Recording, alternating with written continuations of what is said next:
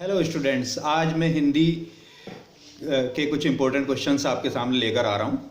हिंदी के important questions हैं जो आपके एग्ज़ाम में काफ़ी हेल्प कर सकते हैं। पंख और पंकज शब्द में क्या अंतर है?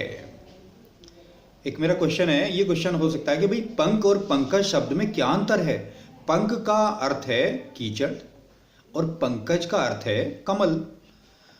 पंख अच्छा नहीं लगता, उनकी पंकज को सिर माथे पर पंकज को सिर माथे पर लगाया जाता है और पंख जो है अच्छा नहीं लगता, यानी पंख कीचड़ कीचड़ तो किसी को भी अच्छा नहीं लगेगा।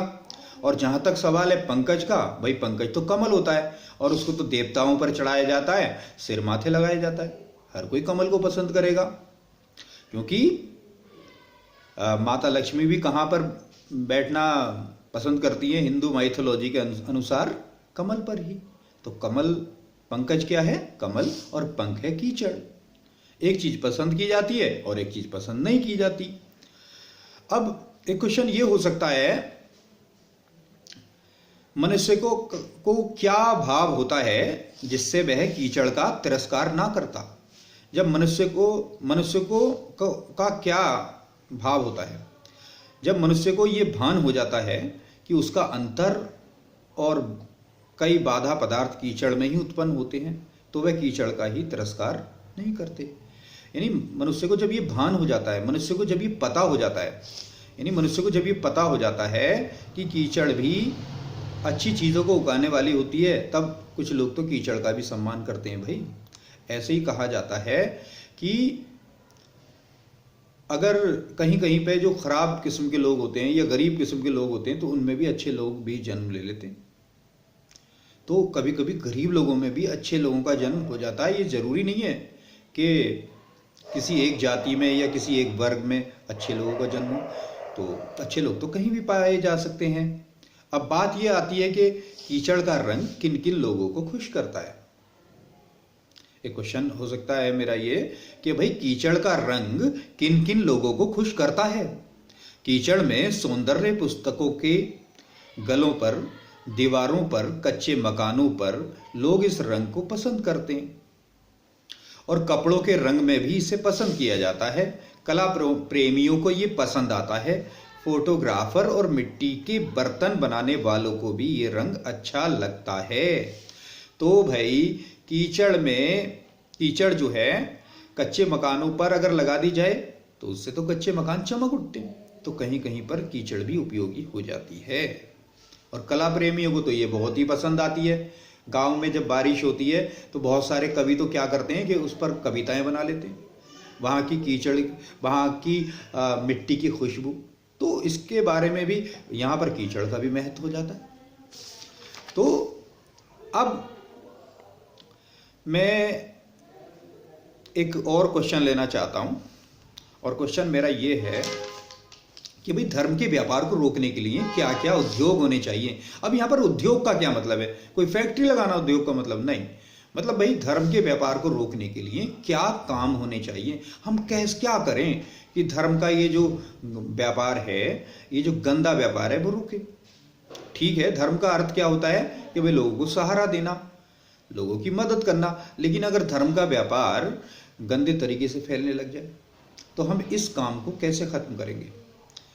तो धर्म का व्यापार रोकने के लिए हमें हिम्मत और मजबूती चाहिए।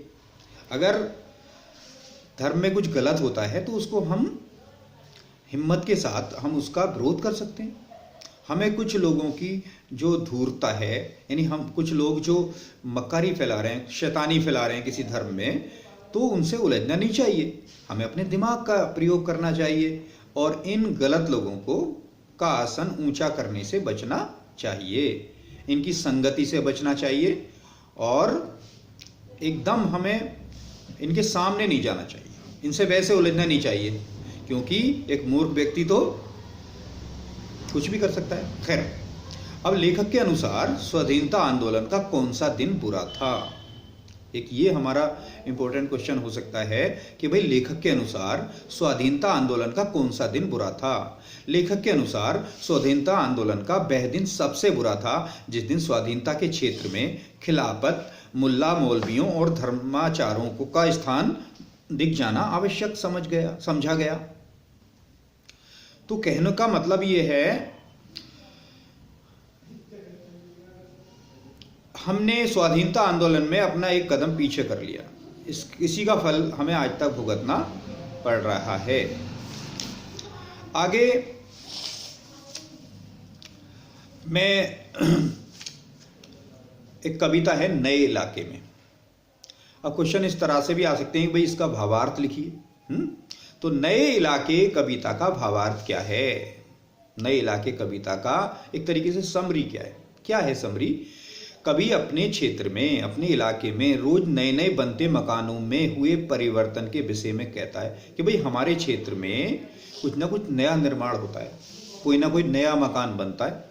अब कवि को अपना घर पहचानने का केवल एक ही उपाय नजर आ रहा था कि हर घर से जहां से वे सुबह निकल कर गया था, कवि कहता है कि उसमें पार समय बहुत कम है, अर्थात सारा घर को खोजने में लग गया। तो कहने का मतलब है कि बहुत सारे घर बन गए थे, अब तो उसे अपना घर भी खोजने में परेशानी होती है। और ऐसा लगता है कि आकाश वर्षा हो सकती है, लोग छतों पर आएंगे और तब कवि को पहचान कर ऊपर से ही कोई आवाज लगा ले कि यही तुम्हारा घर है।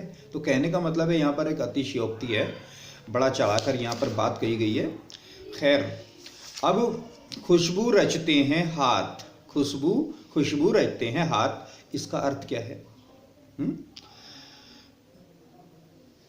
कि इस पाठ में मैं कुछ भावार्थ बता रहा हूं कि कवि खुशबू रचने वाले अनेक हाथों का वर्णन करते हुए कहता है कि खुशबू की रचना करने वाले हाथ किसी विशेष वर्ग के लोगों में नहीं हैं। उनमें से कुछ हाथों की नसें उभरी हुई हैं तो कुछ हाथों के नाखून घिसे हुए हैं। अर्थात ये अधिक उम्र वाले लोगों के हाथ हैं जिनके नाखून काम करते हैं, घिस चुके हैं।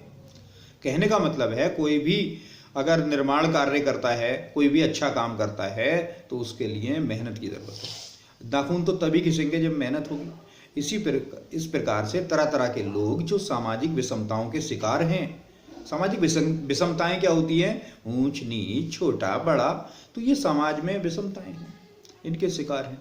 लोगों के जीवन में खुशबू बिखेरने के लिए धूप और अगरबत्तियां बनाने के कार्य में बेचारे लीन हैं। धूप और अगरबत्ती बनाने का काम कुछ लोग करते हैं, है ना। तो बेचारे लोगों के जीवन में खुशबू बिखेरते हैं और खुद किस तरह से गरीबी में ये जीवन बिताते हैं। और इस तरह से जबकि ये खुद बदबूदार स्थान पर बैठे हुए हैं।